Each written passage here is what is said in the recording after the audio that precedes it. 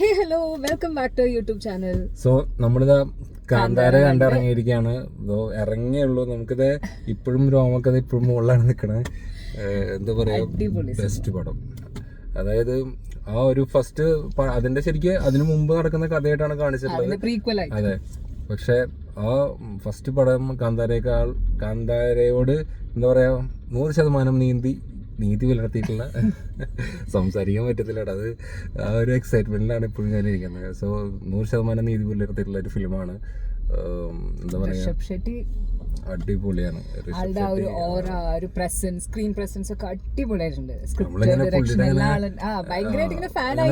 Wait ചെയ്തിരിക്കായിരുന്നു പുള്ളിയുടെ മറ്റേ സിനിമയിലുള്ള ഒരു എന്താണ് കാണിക്കാന്നുള്ളത്.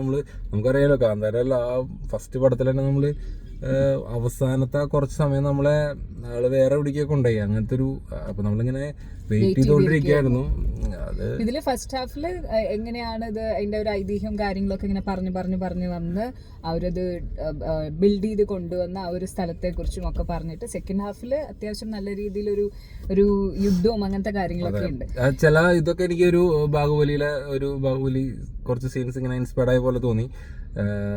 അങ്ങനത്തെ ചില പക്ഷെ എല്ലാം അടിപൊളിയാണ്. ഫ്രെയിംസ് ഒക്കെ ഭയങ്കര റിച്ചറാണ്. പക്ഷെ കാരണം ഫസ്റ്റ് പടം അത്ര ഒരു ബഡ്ജറ്റ് ഉണ്ടായിരുന്നില്ല. കാരണം ഇത് പിന്നെ അത് ഹിറ്റായതിനു ശേഷം എന്തായാലും കുറച്ചും കൂടി എല്ലാം വൈഡറാണ്. എല്ലാം ബഡ്ജറ്റ് ആണെങ്കിലും ഒക്കെ കൂടിയതുകൊണ്ട് അതിന്റേതായിട്ടുള്ള ഒരു VFX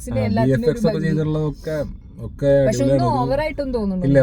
ഒക്കെ പാകത്തിന് രീതിയിൽ മാത്രമേ പുലിയുടെ സീനൊക്കെ ഉണ്ട്. അതൊക്കെ ഭയങ്കര ഒറിജിനലായിട്ട് നമുക്ക് തോന്നും. ഇത്രയും ഒരു ഡിവൈൻ ആയിട്ടുള്ള ഒരു feel through out the film നമ്മൾ വെച്ചിട്ടുണ്ടായിരുന്നു. അത് അങ്ങനെ നമുക്ക് ഫീൽ ചെയ്യുന്നുണ്ടായിരുന്നു. പിന്നെ അതേപോലെ ജയറാമേട്ടൻ സാധാരണ അന്യഭാഷകളിൽ പോയിട്ട് ഫുള്ള് കോമഡി പീസ് ആവാറാണ് കഴിഞ്ഞ ഈ കുറെ നാളുകളായിട്ട്. സോ ഇതില് പക്ഷെ പുള്ളി നല്ലൊരു റോളാണ് ചെയ്തിട്ടുള്ളത്. ലാസ്റ്റ് ഒക്കെ വരുമ്പോഴത്തേക്ക് ആ ക്യാരക്ടർ ട്വിസ്റ്റും കാര്യങ്ങളൊക്കെ ഉണ്ട്. അപ്പൊ അടിപൊളിയാണ്. പുള്ളി അടിപൊളിയാണ്. പിന്നെ ഫീമെയിൽ ലീഡ് ചെയ്തിട്ടുള്ളത് രുക്മിണി വസന്ത്. പുള്ളിക്കാരും നല്ല അടിപൊളിയായിട്ട് ചെയ്തിട്ടുണ്ട്.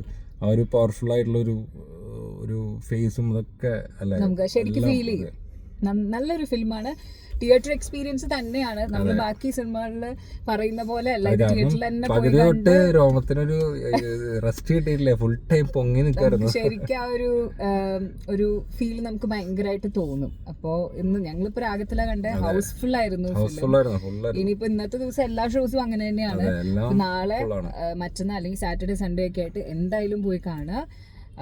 എന്നിട്ട് കണ്ടവരാരെങ്കിലും ഉണ്ടെന്നുണ്ടെങ്കിൽ കമന്റ്സിൽ പറയൂ. എന്താണ് ഇനി ഇതിന്റെ നെക്സ്റ്റ് പാർട്ട് ഒരു ലാസ്റ്റ് കാണിച്ചിട്ടുണ്ട്. അപ്പൊ ഹോപ്പ്ഫുള്ളി തേർഡ് പാർട്ടും ഉണ്ടാവും. തേർഡ് പാർട്ടല്ല, ശരിക്കും അത് സെക്കൻഡ് പാർട്ട് എന്നാണ് അവർ കാണിക്കണത് അല്ലേ. അപ്പൊ അത് എങ്ങനെയായിരിക്കും അവർ പ്ലാൻ ചെയ്യാന്നുള്ളത് നമുക്ക് ഇനി നെക്സ്റ്റിൽ കാണാം. എന്തായാലും അടിപൊളി സിനിമ. Bye bye.